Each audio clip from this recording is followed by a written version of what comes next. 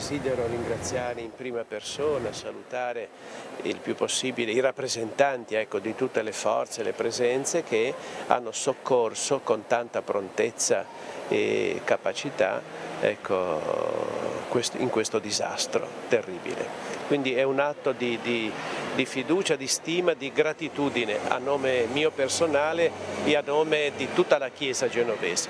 Ecco, una Chiesa genovese che resta impegnata comunque in prima linea per dare aiuto, sostegno alle famiglie coinvolte. Sì, un gruppo di miei sacerdoti, come è noto, sono stati lì giorno e notte praticamente accanto alle famiglie, alle vittime e ai loro familiari, e adesso siamo a disposizione, da subito ci siamo dati disponibili per poter accogliere le persone, le famiglie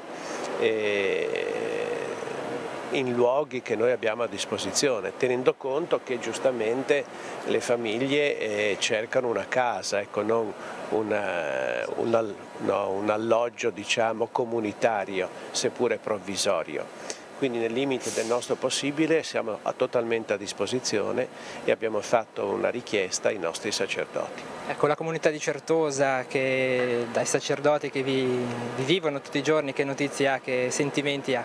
Di vicinanza, sono come i pastori e come devono essere i pastori, vicino alla propria gente, con discrezione, con umiltà, ma con continua generosità, per una buona parola, per un gesto.